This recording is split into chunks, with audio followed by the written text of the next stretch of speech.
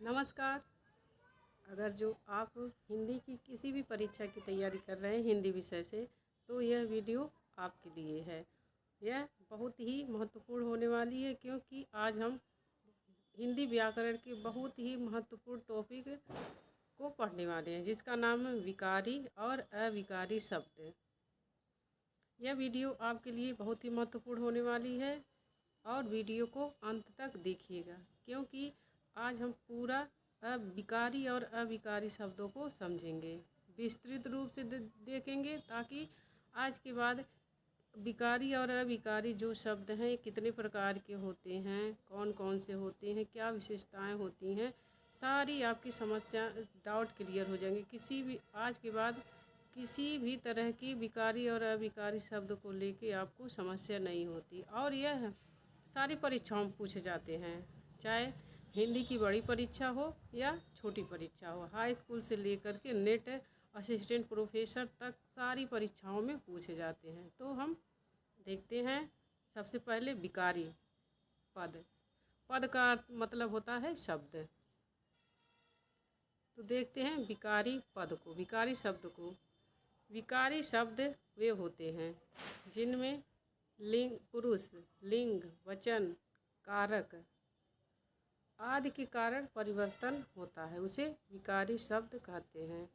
विकारी शब्दों पर अगर जो लिंग बदलेगा तो उसमें परिवर्तन हो जाएगा, पुरुष बदलेगा तो परिवर्तन हो जाएगा, वचन बदलेंगे तो बदल जाएंगे, कारक बदलेंगे तो बदल जाएंगे। तो विकारी शब्द वे होते हैं जिन शब्दों पर लिंग, वचन, पुरुष, कारक इन सबके बदलने का उस पर असर पड़ता हो, उसे विकारी पद कहते हैं।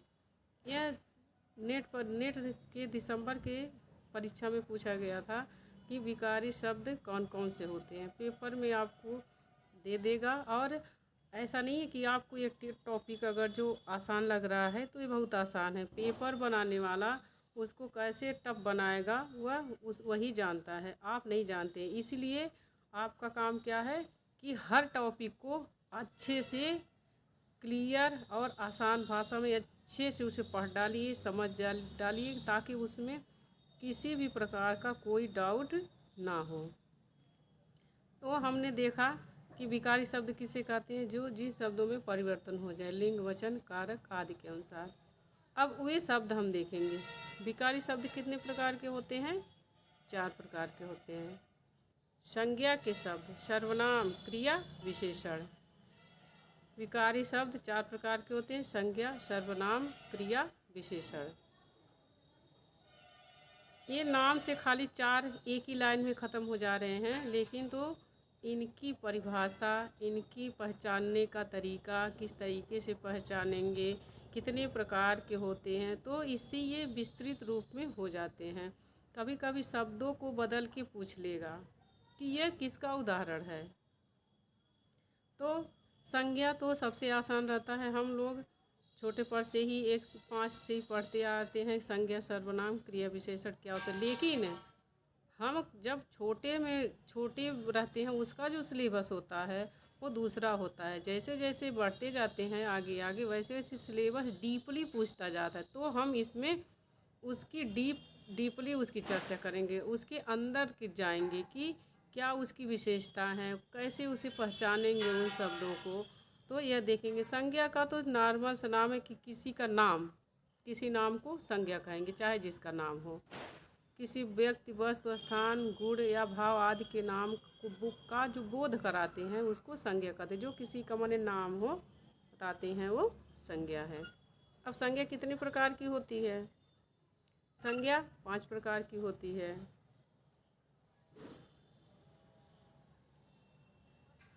संज्ञा के प्रकार देखेंगे। संज्ञा 5 प्रकार की होती है: व्यक्तिवाचक संज्ञा, जातिवाचक संज्ञा, भाववाचक संज्ञा, समूहवाचक संज्ञा, द्रव्यवाचक संज्ञा। अब एक एक सबको हम देखेंगे। तो व्यक्तिवाचक संज्ञा उसे कहते हैं जिससे किसी एक व्यक्ति, वस्तु, स्थान, किसी एक का नाम का बोध हो, उसे संज्ञा कहें, किसी एक के बारे में। व्यक्तिवाचक संज्ञा मतलब एक है, तो किसी का भी, किसी इंसान का नाम हो सकता है, किसी जगह का, किसी वस्तु का, माने वो चीज़ एक हो तो उसे व्यक्तिवाचक संज्ञा कहेंगे। जैसे गंगा, यमुना और दिन भी है, दिनों के नाम, ये सब व्यक्तिवाचक संज्ञा में आते हैं। आगे है जातिवाचक संज्ञा। जिन संज्ञाओं से एक ही प्रकार की वस्तुओं अथवा व्यक्तियों का बोध हो उसे जातिवाचक संज्ञा कहते हैं। जैसे मनुष्य कहने से, मनुष्य एक जाति है, यहाँ त पे छुट्टी रहेगा, मनुष्य एक जाति है।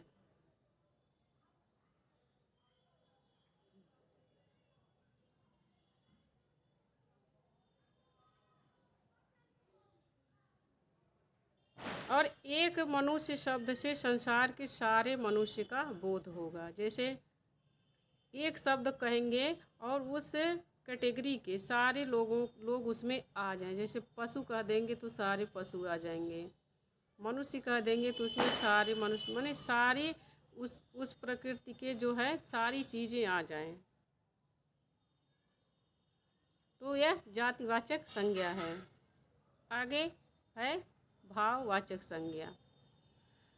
इसमें इमोशन प्रकट होते हैं। भाववाचक संज्ञा में भावनाएं प्रदर्शित होती हैं, जिसमें किसी व्यक्ति या वस्तु की अवस्था, धर्म, शील, स्वभाव आदि का बोध कराने वाली संज्ञाएं भाववाचक कहलाती हैं, जिसमें इमोशन होते हैं। जैसे उस शब्द को कहने से किसी चीज़ का भाव प्रकट हो। जैसे अर्थात जिस संज्ञा शब्द से व्यक्ति या वस्तु के गुण या धर्म, दशा, व्यापार का बोध होता है उसे भाववाचक संज्ञा कहते हैं। जैसे उष्णता से कहने से शीतलता, जैसे ठंडक, दरिद्रता, तो इसमें एक भाव छुपा है। शीतलता में ठंड का भाव छुपा है, दरिद्रता में गरीबी का भाव छुपा है। ये सब भाव उसमें रहते हैं। आगे भाववाचक संज्ञाओं को प्रायः जातिवाचक संज्ञा विशेषण, क्रिया आदि में प्रत्यय लगाकर बनाया जाता है। तो भाववाचक संज्ञा को पहचानने का तरीका क्या है? इसे संज्ञा, विशेषण और क्रिया इन सब में प्रत्यय लगाया जाएगा। जैसे शब्द जातिवाचक संज्ञा से निर्मित शब्द, बूढ़ा जातिवाचक संज्ञा है, इसमें पाप प्रत्यय लग गया तो बुढ़ापा हो गया। मित्र, एक मित्र से सारे मित्र समाज का बोध होता है, इसमें ता प्रत्यय लग गया तो मित्रता। तो जातिवाचक संज्ञा से निर्मित शब्द, तो अगर जो भाववाचक संज्ञा इसमें दे देगा और ये सब चीज़ें पूछ लेगा कि इसमें कौन सी संज्ञा है, भाववाचक संज्ञा है कि विशेषण है कि क्रिया है, अव्यय है, ये सब कौन है। विशेषण से निर्मित शब्द, तो गर्म से गर्मी, ये विशेषता है। कठोर से कठोरता, कठोर विशेषण शब्द है। मृदु विशेषण शब्द, मृदु से मृदुता। क्रिया से निर्मित शब्द, पढ़ना से पढ़ाई, दौड़ना से दौड़ना आदि।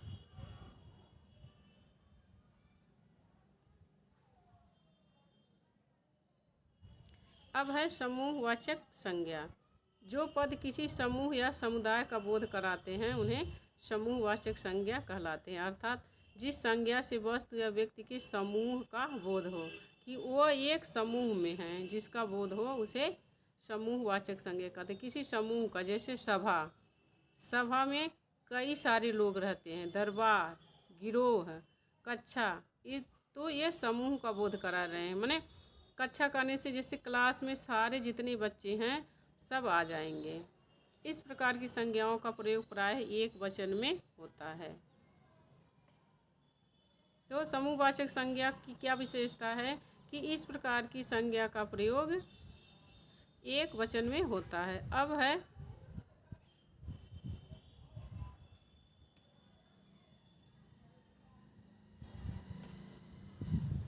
कुछ ऐसे शब्द होते हैं जो उन द्रव्य या पदार्थों का बोध कराते हैं जिनसे अनेक निर्मित वस्तुएं होती हैं। इस प्रकार के शब्दों को द्रव्यवाचक संज्ञा कहते हैं।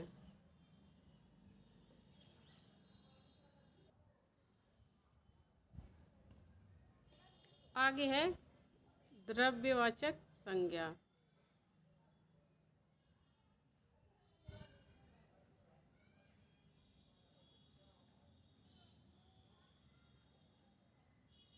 द्रव्यवाचक संज्ञा कुछ ऐसे शब्द होते हैं जो उन द्रव्य पदार्थों का बोध कराते हैं जिनसे अनेक वस्तुएं निर्मित होती हैं। इस प्रकार के शब्दों को द्रव्यवाचक संज्ञा कहा जाता है, अथवा जिस संज्ञा से नाप तौल वाली वस्तु का बोध हो। जिस चीज़ों को हम नाप तौल सकते हैं उन्हें द्रव्यवाचक संज्ञा कहते हैं, जैसे सोना, चांदी, पीतल, दूध। तो जिसको हम नाप सकते हैं वह द्रव्यवाचक संज्ञा है। जैसे दूध के लिए 1 लीटर दूध कहेंगे। सोना, चांदी, पीतल, इन सब चीज़ों को हम तौल सकते हैं। जिन चीज़ों को हम तौल सकते हैं वह द्रव्यवाचक संज्ञा कहलाती हैं। अब आगे है सर्वनाम।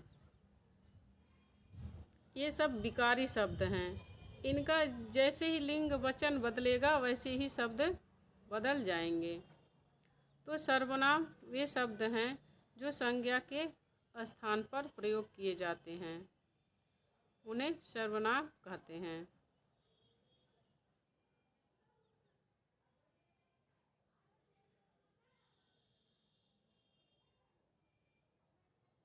यह सर्वनाम भी विकारी शब्द है, जैसे मैं, तुम, आप, कौन, ये सब सर्वनाम हैं।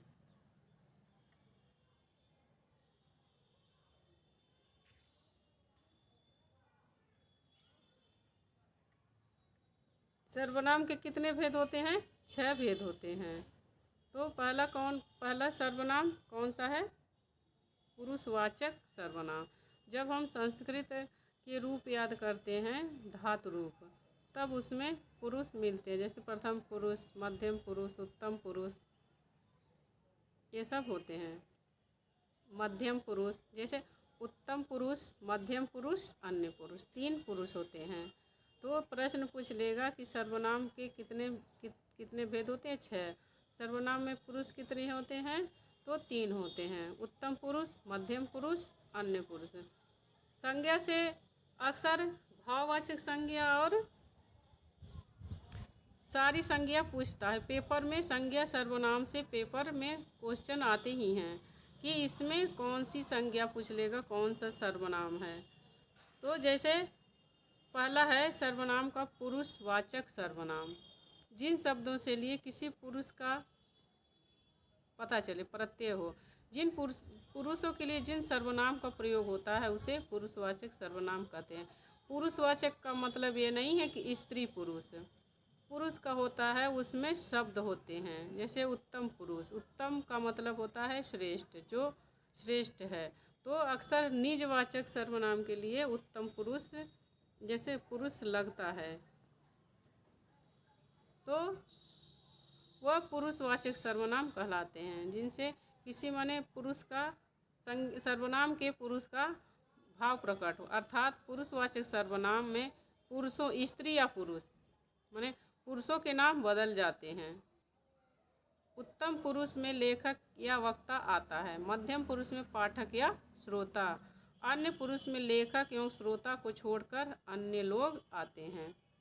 तो पुरुष में जानने के लिए इम्पोर्टेंट है कि यहाँ से प्रश्न बनेगा पुरुषवाचक सर्वनाम से कि उत्तम पुरुष में कौन आएगा, लेखक या वक्ता आता है। लेखक या वक्ता के लिए उत्तम पुरुष लगता है और पाठक या श्रोता के लिए मध्यम पुरुष है, और जो अन्य है वह लेखक और श्रोता को छोड़ के, पाठक या लेखक को छोड़ के जो अन्य लोग आते हैं वे अन्य पुरुष में आते हैं। इसमें पुरुष से संबंधित प्रश्न पूछ लेता है कि जैसे उत्तम पुरुष के कौन शब्द है, जैसे मैं, हम, ये सारे शब्द दे देगा। इसमें पूछेगा इसमें कौन सा पुरुष है। तो जैसे जैसी हमारी क्लासें बढ़ती जाती हैं वैसे वैसे क्वेश्चन का लेवल बढ़ता जाता है। देखने में तो आपको संज्ञा सर्वनाम आसान लगेंगे, लेकिन इसके अंदर की चीज़ें पूछेंगे। ये थोड़ी नहीं पूछ लेगा कि आप छोटे बच्चे नहीं हो, आप टीचर बनने जा रहे हो, टीचर का एग्ज़ाम दे रहे हो। ये नहीं पूछेगा कि संज्ञा को क्या कहते, संज्ञा की क्या परिभाषा है। उसके अंदर के प्रश्नों को पूछेगा। तो जो टॉपिक हमें लगता है कि सबसे आसान है हम इसे नहीं पढ़ेंगे, ये तो हमें आता है, तो उसी में अक्सर हम फंस जाते हैं। आसान क्वेश्चन को अगर जो गलत किए तो सबसे गलत काम है, क्योंकि वो आसान है, वो सबको आ रही हैं चीज़ें, और आप उसे अगर जो आसान क्वेश्चन को गलत कर दिए तो आप समझ लो अपने लिए ये खतरा पैदा कर लेंगे कंपटीशन में बने रहने के लिए। जो कठिन प्रश्न होते हैं उन प्रश्नों को तो सबके लिए वो कठिन होते हैं, लेकिन जो आसान प्रश्न होते हैं वह सबके लिए आसान होते हैं। तो आसान प्रश्नों को गलत नहीं करना है। ये नहीं कि हम देख लें कि अरे ये तो संज्ञा सर्वनाम है, इसे हम नहीं पढ़ेंगे। संज्ञा सर्वनाम की परिभाषा आपसे नहीं पूछेगा, क्योंकि आप एक टीचर का एग्ज़ाम देने जा रहे हो या आप एक हाई लेवल का एग्ज़ाम देने, कोई भी एग्ज़ाम देने जा रहे हो, तो उसके अंदर की चीज़ें पूछेगा। जैसे सर्वनाम से पूछ लेगा कि मैं शब्द सर्वनाम के किस पुरुष का शब्द है, या हम शब्द सर्वनाम के किस पुरुष का शब्द है। तो जब हम ये सब चीज़ें जानेंगे तभी जान जाएंगे। या पूछ लेगा उत्तम पुरुष किसके लिए प्रयोग होता है, ये पूछ लेगा ना, ये प्रश्न पूछा हुआ है सर्वनाम से। तो उत्तम पुरुष किसके लिए प्रयोग होता है, लेखक के लिए। मध्यम पुरुष पाठक के लिए या श्रोता के लिए। अन्य पुरुष इन दोनों के अलावा अन्य के लिए प्रयोग होता है। तो शब्द देखेंगे, उत्तम पुरुष में कौन से शब्द आते, मैं। जब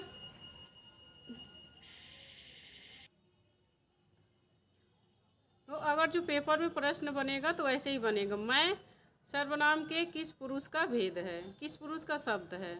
तुम सर्वनाम के किस पुरुष के अंतर्गत आता है, तो ऐसे पूछना है। तो इसमें पुरुषवाचक सर्वनाम में आपको उसकी परिभाषा नहीं याद करनी है, आपको ये याद करनी। या पुरुषवाचक सर्वनाम में यह दे देगा कि पुरुषवाचक सर्वनाम में क्या स्त्रियों के लिए पुरुषवाचक सर्वनाम प्रयोग में होता है या नहीं है।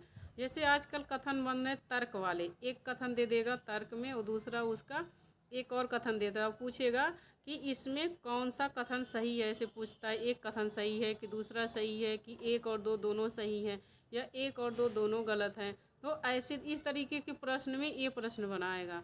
तो आपको संज्ञा सर्वनाम देख के वीडियो छोड़ के भाग नहीं जाना, इसके अंदर की चीज़ें देखना है कि डीपली इससे प्रश्न कैसे बनेंगे। तो उत्तम पुरुष में मैं और हम आएगा, मध्यम पुरुष में तुम, तू, आप आएगा, और इसमें अन्य पुरुष में यह, वह, ए, वे, ये आएंगे। लेकिन जो आप शब्द है अगर जो खुद के लिए प्रयोग किया जाएगा, श्रोता के लिए या अपने लिए, तो जैसे मैं किसी को आपको भी बोलते हैं, तो यह उत्तम इसमें हो जाएगा, उत्तम पुरुष में।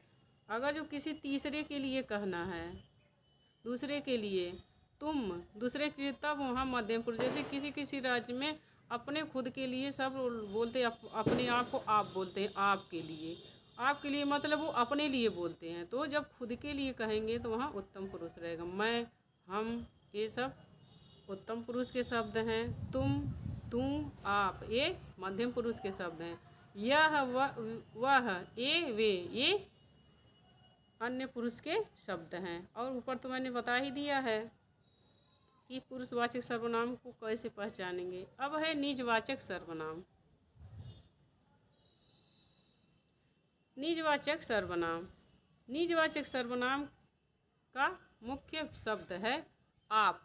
जो निजवाचक सर्वनाम है इसका मुख्य शब्द क्या है, आप। यह कर्ता का बोधक है, परंतु स्वयं कर्ता का काम नहीं करता है। आप जो शब्द निजवाचक सर्वनाम है, जो आप शब्द है, ऐसे अगर जो पूछेगा प्रश्न निजवाचक सर्वनाम से पूछेगा तो कहेगा आप शब्द सर्वनाम के किस प्रकार का शब्द है, निजवाचक है या अनिश्चयवाचक, ऐसे देगा। तो आप जो है, आप शब्द सर्वनाम के निजवाचक सर्वनाम का मुख्य शब्द है। यह कर्ता का बोधक होता है, जो काम को करता है लेकिन स्वयं कर्ता का काम नहीं करता, खाली बोध कराता है लेकिन वह स्वयं काम नहीं करता।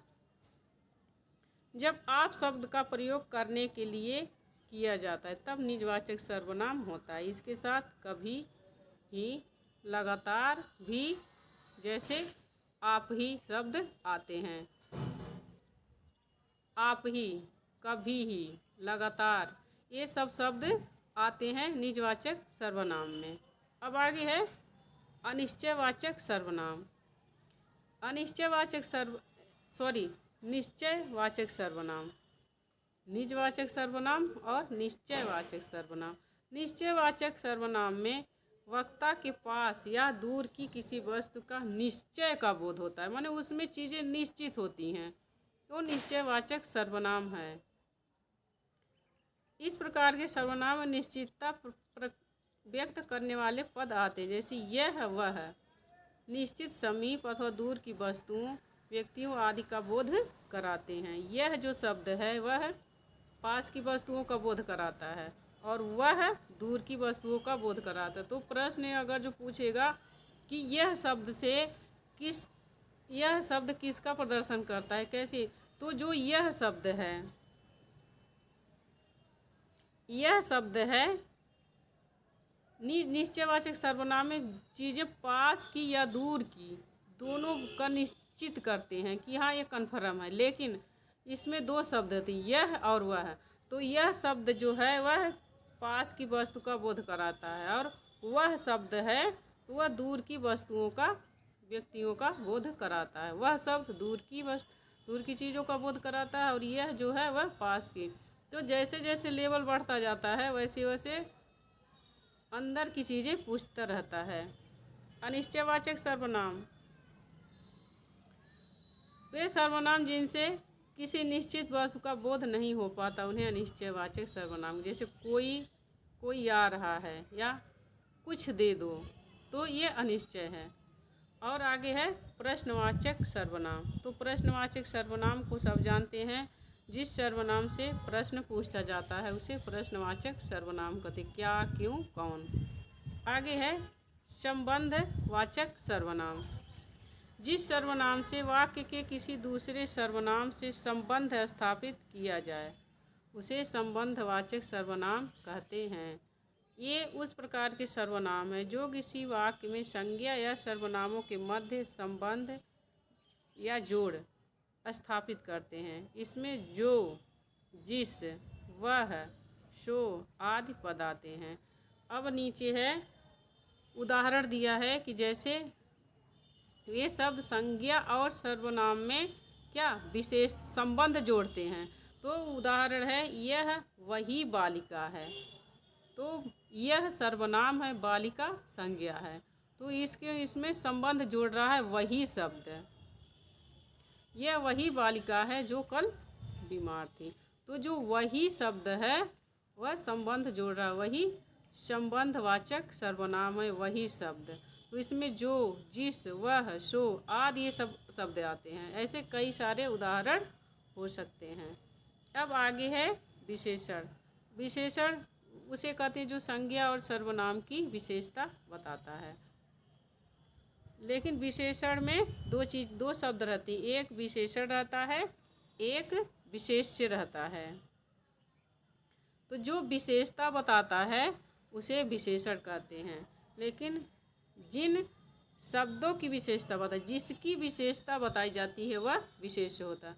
जो विशेषता बताता है वह विशेष्य होता है, लेकिन जिसकी विशेषता बताई जाती है वह विशेष्य होता है। विशेषण के प्रकार आगे है सार्वनामिक विशेषण। अब विशेषण संज्ञा और सर्वनाम की विशेषता बता रहे हैं। तो जब किसी वाक्य में सर्वनाम पद संज्ञा की विशेषता बताने के रूप में प्रयुक्त होता है तब वह सार्वनामिक विशेषण कहा जाता है। सार्वनामिक माने सर्वनाम। तो जब कोई सर्वनाम किसी संज्ञा की विशेषता बताएगा तो सार्वनामिक विशेषण कहाएगा। सार्वनामिक विशेषण जैसे कोई सर्वनाम है संज्ञा की विशेषता बताएगा तो वह सार्वनामिक विशेषण कहलाएगा। अथवा पुरुषवाचक और निजवाचक सर्वनाम के अतिरिक्त अन्य सर्वनाम जब किसी संज्ञा के पहले आते हैं तब वे सर्वनामिक विशेषण कहलाते हैं। अगर जो इसका PDF आपको चाहिए तो आप हमसे कांटेक्ट कर सकते हैं। आगे है, और मेरे डिस्क्रिप्शन में, जैसे चैनल के डिस्क्रिप्शन में मैंने अपना कॉन्टेक्ट नंबर ऐड कर दिया है। तो अगर जो आपको PDF ये चाहिए तो आप हमारे चैनल पर जाके उसको कॉन्टेक्ट नंबर से आप हमें कॉन्टेक्ट कर सकते हैं, जिससे आपको PDF मिल जाए। तो सर्वनाम जो सर्वनाम किसी संज्ञा की विशेषता बताएगा तो वह सार्वनामिक विशेषण कहलाएगा। इसमें पुरुषवाचक और निजवाचक सर्वनाम के अतिरिक्त अन्य सर्वनाम जब किसी संज्ञा के पहले आते हैं तब वे सर्वनामिक विशेषण कहलाते हैं। जैसे उदाहरण, यह घर अच्छा है, मेरी किताब है। अब हम इसके उदाहरण की व्याख्या देखते हैं। इन उदाहरण में यह और मेरी ये दोनों पद विशेषण के रूप में आए हैं। जैसे यह घर की विशेषता बता रहा है ना, यह घर अच्छा है, तो जो यह शब्द है यह घर की विशेषता बता रहा है, अच्छा है, यह घर अच्छा है। तो यह और मेरी किताब है, तो दोनों पद विशेषण के रूप में आए हैं। यह जो पद है वह घर की विशेषता बताता है, और मेरी जो पद है माने शब्द वह किताब की विशेषता बताता है। तो माने जो सर्वनाम संज्ञा की विशेषता बताए वह सार्वनामिक विशेषण है। जैसे घर शब्द है तो घर एक संज्ञा है, लेकिन तो जो यह शब्द है वह संज्ञा की विशेषता, घर की विशेषता बता रहा है कि यह घर अच्छा है, तो घर की विशेषता बता रहे, तो यह सर्वनामिक विशेषण हो, क्योंकि संज्ञा की विशेषता ऐसे 3-4 बार अगर जो आप पढ़ लिए कि जो सब संज्ञा की विशेषता बता उसे सार्वनामिक विशेषण करते हैं। हो गया काम। अब आगे है गुणवाचक विशेषण। अब हम गुणवाचक विशेषण को देखते हैं। जो विशेषण शब्द अपने विशेष के गुणों की विशेषताओं को व्यक्त करते हैं गुणवाची विशेषण कहे जाते हैं। माने जो विशेषण किसी विशेष से माने जिसकी विशेषता बताई जाती है उसके गुणों की किसी, सिंपल सी बात है, जो किसी के गुण दोष की विशेषता बताते हैं उसे गुणवाचक विशेषण कहते हैं। जो किसी के गुण दोष की विशेषता बताते हैं गुणवाचक विशेषण कहलाते हैं। सिंपल सी बात है।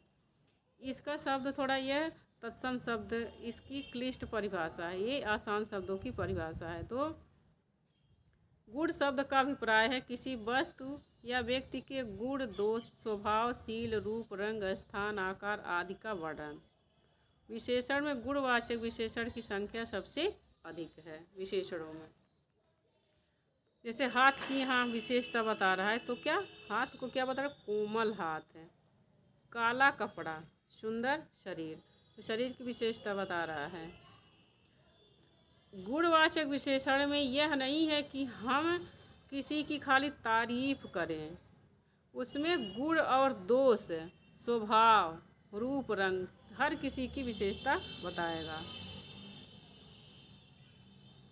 आगे है संख्यावाचक विशेषण। संज्ञा और सर्वनाम की संख्यात्मक विशेषता बताने वाले विशेषण को संख्यावाचक विशेषण कहते हैं। माने जिस विशेषण से किसी संज्ञा या सर्वनाम की संख्या की विशेषता बताई जाए तो उसे संख्यावाची विशेषण कहते हैं। जैसे इसमें निश्चित संख्यावाची और अनिश्चित संख्यावाची दोनों तरह के विशेषण होते हैं। संख्यावाची में निश्चय भी होंगे और अनिश्चय भी होंगे। तो अनिश्चय वाचक या निश्चयवाचक सर्वनाम में और संख्यावाचक विशेषण में लोगों को कन्फ्यूजन होता है, इसीलिए ऐसे ही प्रश्न पेपर में आते हैं। तो हमने आगे सर्वनाम समझा दिया तो आप उसे अच्छे से समझिए। तो विशेषण जो संख्यावाचक विशेषण रहेगा वो संज्ञा और सर्वनाम की संख्यात्मक विशेषता बताएगा। जैसे दिन की विशेषता बता रहा है तो 4 दिन, 5 आदमी, कुछ किताब, कुछ कुर्सियाँ। तो इसमें निश्चय और अनिश्चय दोनों रहेंगे, लेकिन आदमी है, जैसे इसमें आदमी क्या है, संज्ञा है, तो 5 शब्द आदमी की विशेषता बता रहे कि 5 आदमी हैं। दिन संज्ञा है तो 4 दिन, तो दिन जो 4 है वह दिन की विशेषता बता रहे, तो इसमें अनिश्चय अनिश्चय दोनों तरह के होते हैं संख्यावाचक विशेषण में। यह संज्ञा और सर्वनाम की संख्यात्मक विशेषता बताते हैं। तो आपको अगर जो वीडियो एक बार नहीं समझ में आए तो 2 बार उसे अच्छे से समझिए, और इस पर आधारित जितने भी प्रश्न बन सकते हैं आप उसको लिख लीजिए। आगे है परिमाणवाचक विशेषण। परिमाण का अर्थ होता है नापना, तौलना, नाप तौल। जिस चीज़ों को हम नाप तौल सकते हैं वह परिमाणवाचक विशेषण में आते हैं। यह भी निश्चित और अनिश्चित दोनों प्रकार के होते हैं। तब यहाँ पर संख्यावाचक विशेषण में और परिमाणवाचक विशेषण में लोगों को कन्फ्यूजन होता है, लेकिन कन्फ्यूजन नहीं होता। संख्यावाचक विशेषण में ये संज्ञा और सर्वनाम की विशेषता बताएंगे, लेकिन परिमाणवाचक में इसका नाम ही दे रहा कि नाप तौल सकते हैं। जिन चीज़ों को हम नाप तौल सकते हैं, नापना तौलना, गिनना नहीं है, नापना तौलना है। तो जिनको हम अंकों में नाप तौल सकते हैं उन्हें हम संख्यावाचक परिमाणवाचक विशेषण कहेंगे। जो विशेषण पद अपने विशेष पद का नाप तोल से संबंधित जानकारी देता है वह परिमाणवाची विशेषण कहलाता है। माने नापना तौलना, 2 किलो चीनी, 4 मीटर कपड़ा।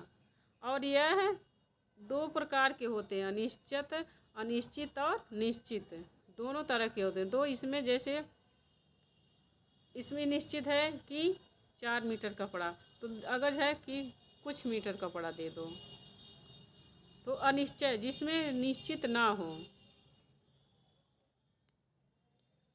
हमें इसको पहले डीपली इसको जानना है। पेपर में आसान क्वेश्चन जो हमें लगता है वही कठिन हो जाता है। तो परिमाणवाचक में जिसको हम तौल सकते हैं वह परिमाणवाचक चीज़ रहेंगी, जो उसमें वस्तुएं रहेंगी, जैसे चीनी, कपड़ा, दूध, 2 लीटर दूध दे दो।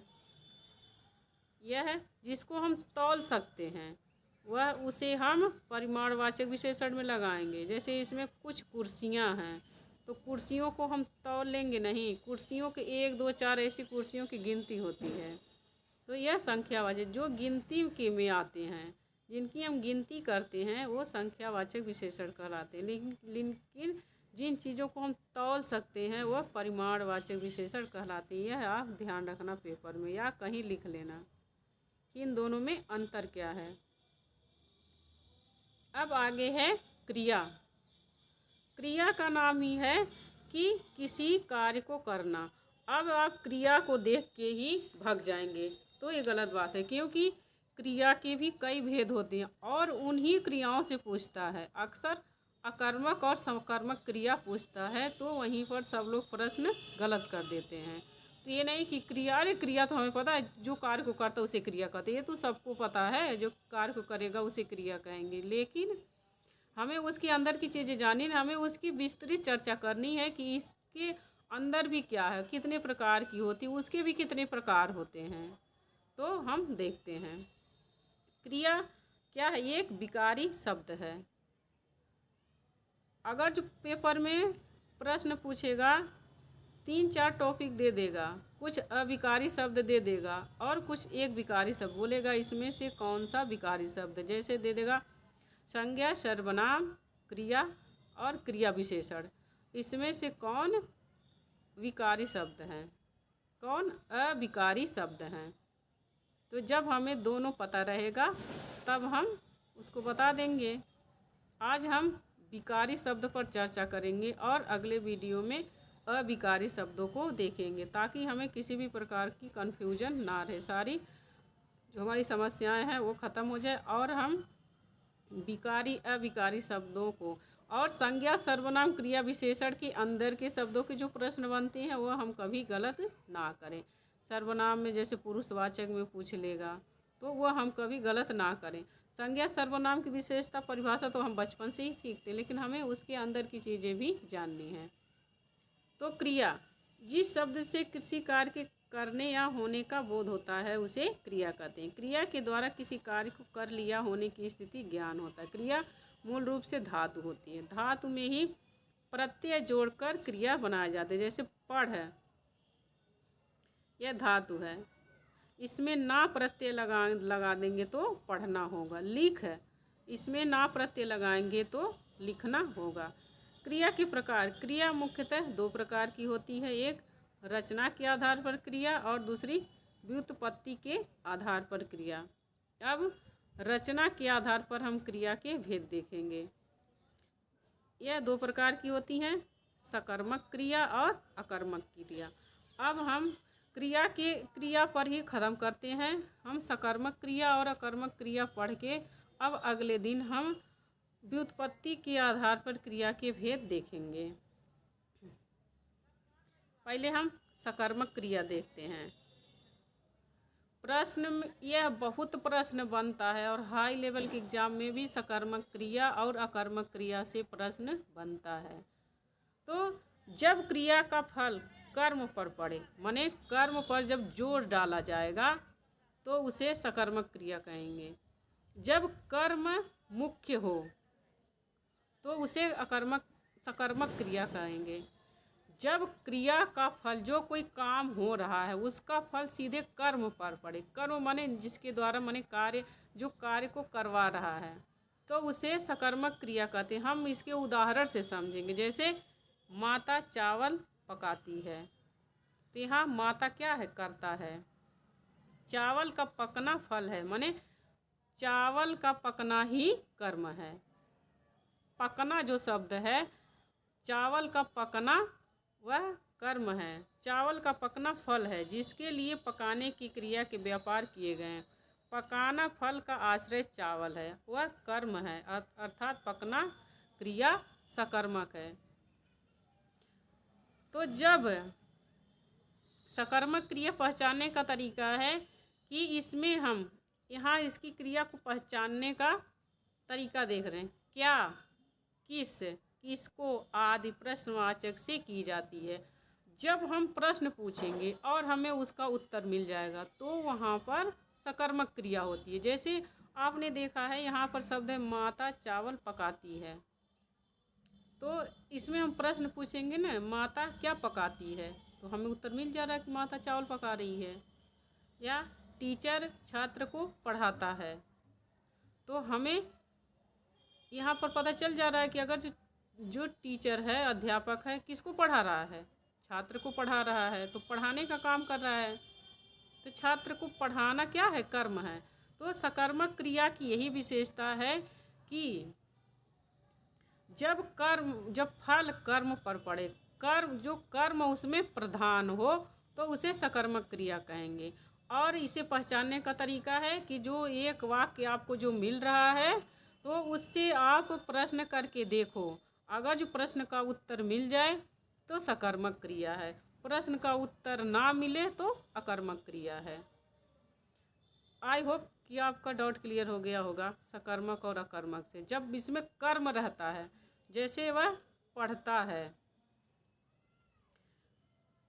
तो अगर जो इसमें यह पढ़ता है तो इसमें क्या है, बहुत लोग कहेंगे कि अकर्मक क्रिया है। लेकिन इसमें हम प्रश्न पूछ लेंगे कि क्या पढ़ता है, तो पुस्तक पढ़ता है, वो उत्तर दे सकता कि हम पुस्तक पढ़ते हैं। जैसे एक शब्द है कि वह रोता है, ऐसे प्रश्न बनते हैं, दे देगा वह रोता है, तो वह रोता है में रोता शब्द क्या है, सकर्मक है कि अकर्मक है। अब आप इसमें प्रश्न करके देखो कि वह रोता है, तो अगर जो आप प्रश्न पूछेंगे कि वह क्या रोता है, तो इसका कुछ अर्थ नहीं निकल रहा है और आपको उत्तर भी नहीं मिल रहा है।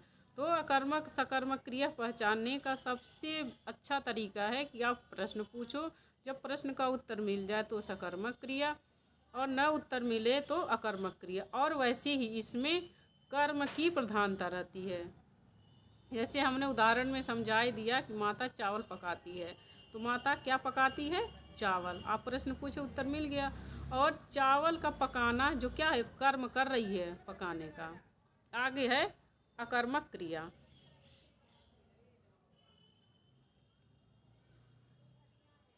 जब क्रिया का फल कर्ता पर ही पड़ता है तो वह धातु क्रिया अकर्मक कहलाती है। श्यामा सोती है, यहाँ सोने क्रिया अकर्मक है क्योंकि उसका फल और व्यापार दोनों श्यामा पर ही पड़ रहा है।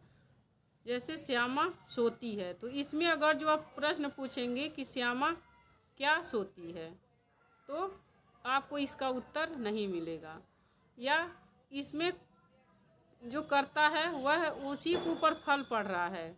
जैसे श्यामा है, करता है और वो सोने का काम कर रही है, तो वह सो रही है तो उसका फल कर्ता को ही मिल रहा है।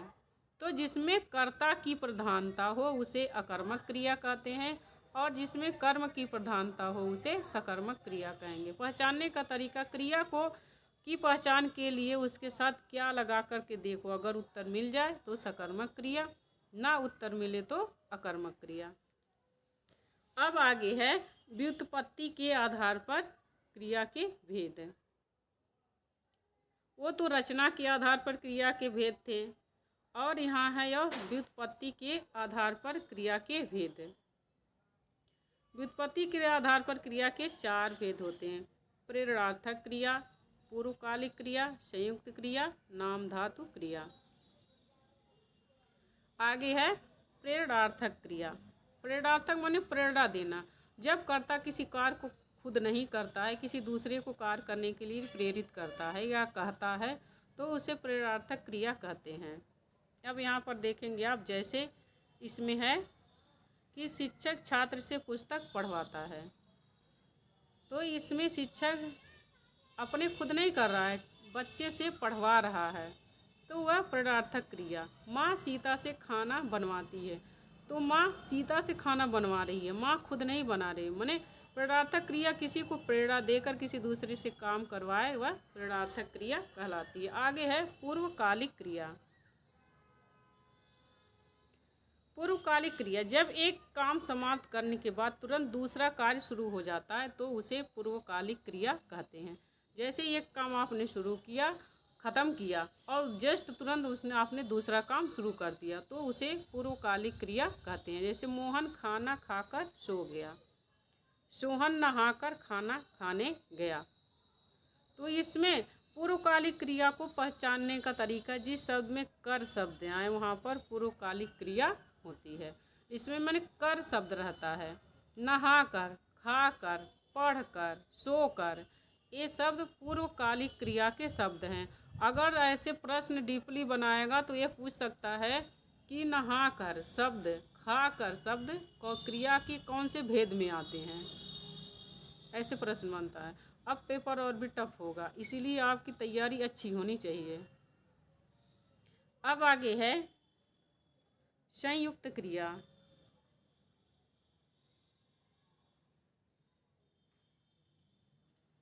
संयुक्त क्रिया, जो क्रिया 2 या 2 से अधिक धातु से के मेल से बनती है उसे संयुक्त क्रिया कहते हैं। अर्थात वह क्रिया जो 2 क्रियाओं के योग से बनती है, किंतु सब क्रियाओं के विपरीत यहाँ क्रिया का मुख्य अर्थ पहले क्रिया पर ही होता है। माने कहने का मतलब संयुक्त माने होता है 2 जुड़ना चीज़ों का। तब जब 2 क्रियाएं आपस में मिलती हैं तो वह संयुक्त क्रिया कहलाती। लेकिन जो अर्थ की व्याख्या कराने का, अर्थ को प्रदर्शित करने का काम है, वह पहली क्रिया करती है। अर्थ का बोध है आपको पहली क्रिया ही कराएगी। जैसे यहाँ उदाहरण है चल देना, तो चलना और किसी चीज़ को देना, यह 2 क्रिया हैं, लेकिन यहाँ पर अर्थ है एक क्रिया पहली क्रिया से ही हो रहा है कि चल देना, उसने चल दिया। आ जाना, आना और जाना दोनों क्रिया है, लेकिन यहाँ आ जाना जो शब्द है इसमें आने का अर्थ बोध करा रही है। सो जाना, सोना और जाना। तो संयुक्त क्रिया मतलब जो 2 क्रियाएं होती हैं। तो आई होप आपको विकारी शब्द अच्छे से समझ में आ गए होंगे। अब हम कल आगे अविकारी शब्दों को देखेंगे।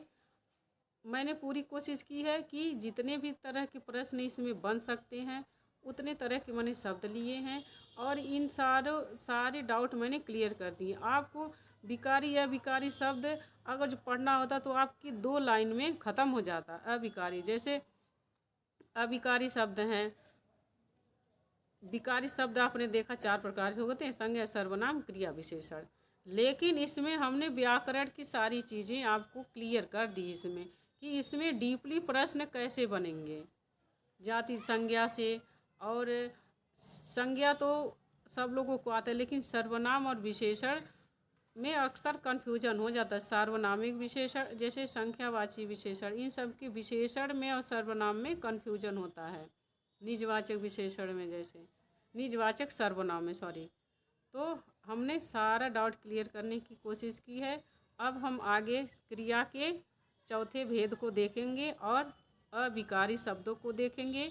अगर जो आपको वीडियो अच्छी लगी हो तो आप हमारे चैनल अर्चना हिंदी साहित्य अध्ययन को सब्सक्राइब करिए, लाइक करिए और शेयर करिए, ताकि और लोग को भी लाभ हो। अगर जो आप कोई सुझाव देना चाहते हैं तो आप हमें वह सुझाव दीजिए, मैं उसे दूर करने की कोशिश करूँगी। अब हम मिलते हैं नेक्स्ट वीडियो में अविकारी शब्दों के साथ। तब तक के लिए नमस्कार।